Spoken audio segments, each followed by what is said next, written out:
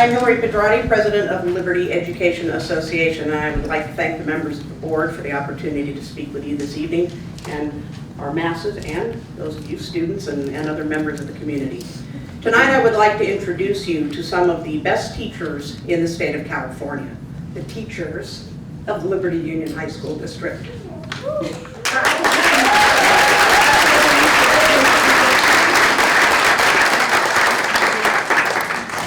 Many people who do not teach fail to realize how difficult and often thankless the job of teaching can be.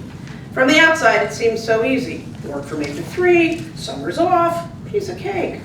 Until they enter a classroom and see how complicated and all-consuming the job can be. When half of all new teachers leave the profession within the first 5 years, it clearly is not a job for the faint of heart. Teaching classes from 8 to 3 is just the beginning of what these outstanding teachers do for the students of the Liberty District.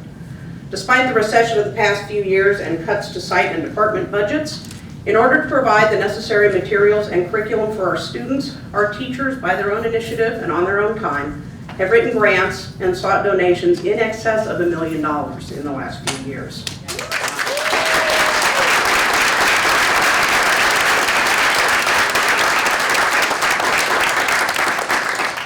Hubbard has received $8,000 from the National Oceanic and Atmospheric Association and $4,000 from Dow Chemical and L&L for her science classes. Linda Ostermeyer received a $10,000 grant for playground equipment for teen parents at Independence High School. Michelle Gordon has received in excess of $23,000 for her math students at Freedom High School. Rob Party, these people are around here somewhere, you're here, right there he is over there. Rob Party has received in excess of $12,000 from Lawrence Livermore Lab and Bishop Weiss Carver to support his robotics program at Heritage High School. Chris Fowles and I, through ticket sales from our productions, opening Friday nights at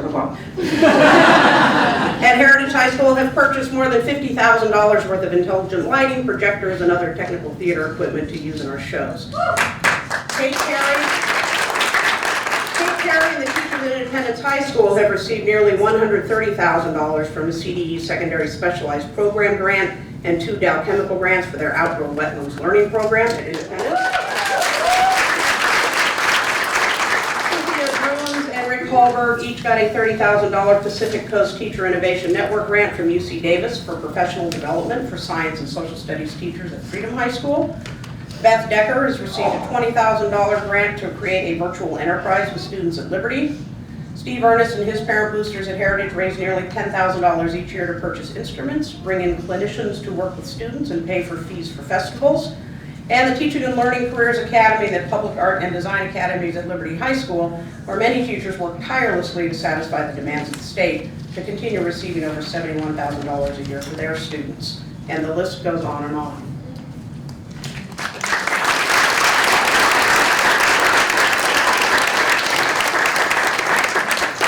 Also, we all know that teachers spend their own money for classroom supplies. On average, teachers spend more than $500 annually out of pocket to provide their students with the supplies needed to fund and maintain their curriculum and classroom, because quality education for our students is a priority for our teachers.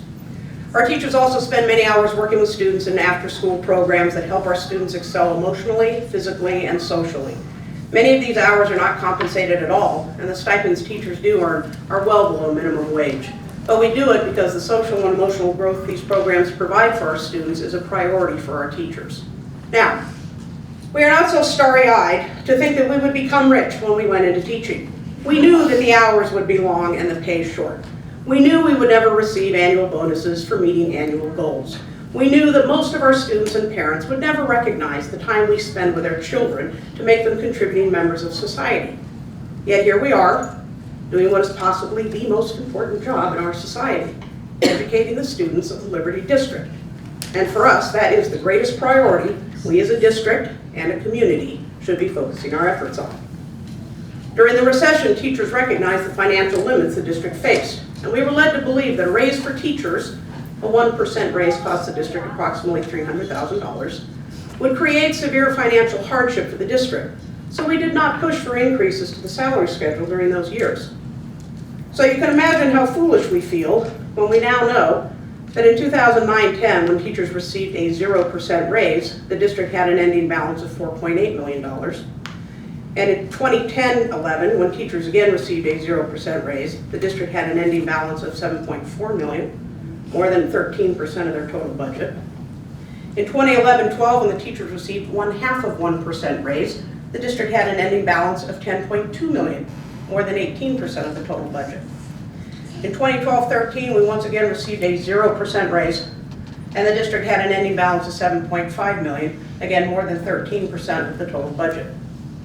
In 13-14, after feeling we had made great strides with an effective increase in salary schedule of 1.5%, the district still had an ending balance of $8.9 million, more than 13% of the total budget. In 2014-15, with 2 additional days added to our work year, we received a salary schedule increase of 3.29, leaving the district once again with an ending balance in excess of $10 million. And this year's projected ending balance is nearly $15 million. Since the 2009-10 school year, the district budget has grown from $51 million to $79.6 million, more than a 55.99% increase to their budget, while teachers have received only a 4.84% increase to the salary schedule in those same years, which does not even begin to meet the 12% increase in the cost of living over that same time. Of the 41 high school districts in California, Liberty High School District is dead last in per pupil spending. The district has told our team in negotiations that it is not a lack of money that prevents them from giving teachers a raise. They just have, and I quote, other priorities.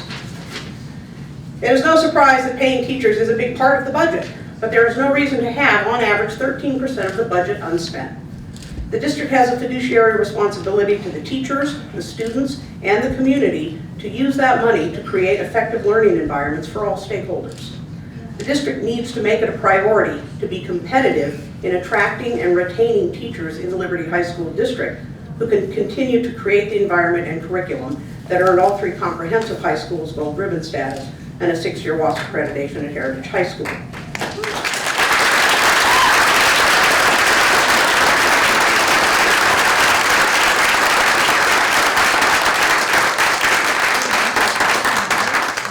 Over the next 10 years, it will become increasingly difficult to fill staffing needs across the state, and Liberty District will be no exception. This district has incredible teachers who create, inspire, and nurture students in programs in the arts, sciences, technology, careers, and athletics that bring recognition and honor to this district and the community.